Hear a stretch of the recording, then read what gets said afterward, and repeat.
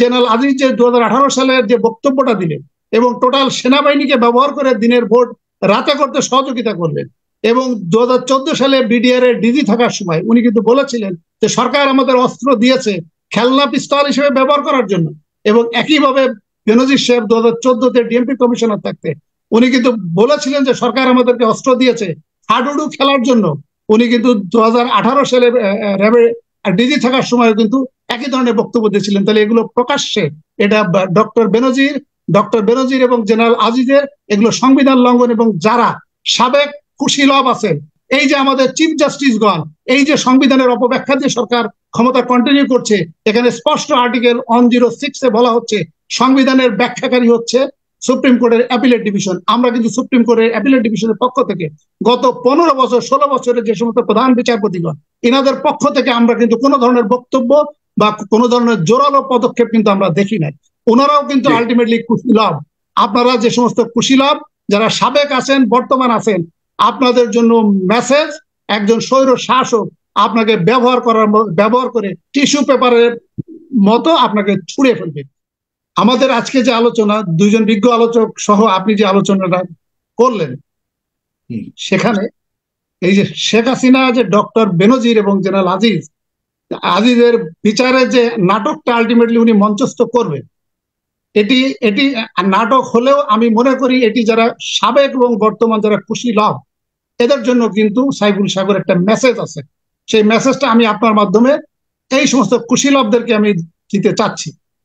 এটি হচ্ছে আমাদের সংবিধানের আর্টিকেল 7A(1)(b), যেখানে কিন্তু বলা হচ্ছে যে সংবিধানের আর্টিকেল 7A(1)(b) এটি কিন্তু জেনারেল আজিজও কিন্তু লঙ্ঘন করেছে, বেনজির সাহেবও কিন্তু লঙ্ঘন করেছে।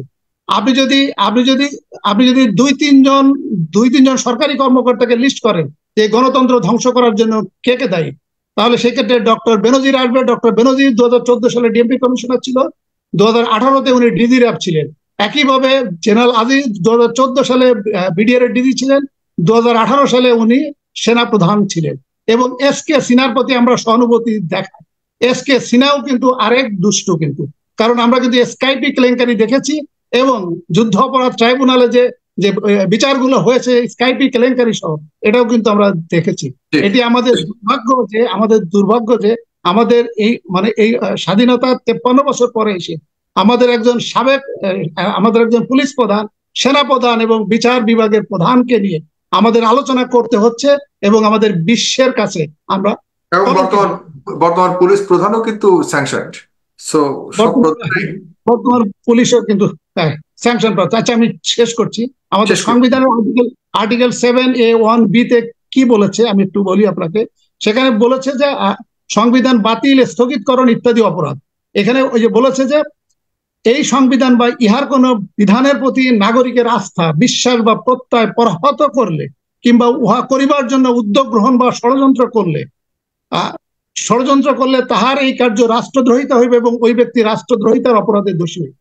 তাহলে জেনারেল আজিজ যে 2018 সালের যে বক্তব্যটা দিলেন এবং টোটাল সেনাবাহিনীকে ব্যবহার করে দিনের ভোট রাতে করতে সহযোগিতা করলেন, এবং 2014 সালে বিডিআর এর ডিজি থাকার সময় উনি কিন্তু বলেছিলেন যে সরকার আমাদের অস্ত্র দিয়েছে খেলনা পিস্তল হিসেবে ব্যবহার করার জন্য, এবং একইভাবে বেনজির সাহেব 2014-তে ডিএমপি কমিশনার থাকতে উনি কিন্তু বলেছিলেন যে সরকার আমাদেরকে অস্ত্র দিয়েছে হাডুডু খেলার জন্য।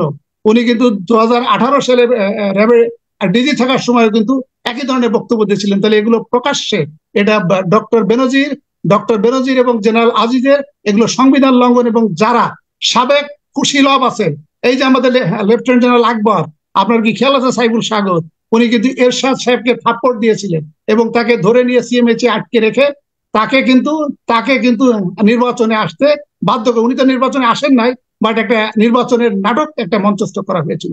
এই যে লেফটেন্যান্ট জেনারেল আকবর, উনি কিন্তু এসকে সিনহার গাড়ির চাবি আটকে রেখে তার ফ্যামিলি মেম্বারকে দম বন্ধ করার মতো অবস্থা করে তাকে বাধ্য করেছিল যে তাকে বিমানে উঠতে। এই যে লেফটেন্যান্ট জেনারেল আকবর সাবেক কুশীলব, এই যে বর্তমান যারা কুশীলব, এই যে আমাদের চিফ জাস্টিসগণ এই যে সংবিধানের অপব্যাখ্যা দিয়ে সরকার ক্ষমতা কন্টিনিউ করছে, এখানে স্পষ্ট আর্টিকেল 106-এ বলা হচ্ছে সংবিধানের ব্যাখ্যাকারী হচ্ছে সুপ্রিম কোর্টের অ্যাপিলেট ডিভিশন। আমরা কিন্তু সুপ্রিম কোর্টের অ্যাপিলেট ডিভিশনের পক্ষ থেকে গত 15 বছর 16 বছরের যে সমস্ত প্রধান বিচারপতিগণ, বিশেষ করে এসকে সিনহা, এবিএম খায়রুল হক, বিচারপতি মাহমুদ হাসান এবং বর্তমান ওবায়দুল হাসান, এনাদের পক্ষ থেকে আমরা কিন্তু কোনো ধরনের বক্তব্য বা কোনো ধরনের জোরালো পদক্ষেপ কিন্তু আমরা দেখি নাই।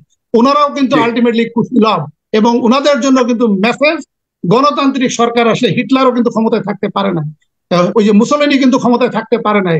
যুগে যুগে স্বৈর শাসকরা ক্ষমতাচ্যুত হয়েছে, সেটা আজ হোক আর কাল হোক।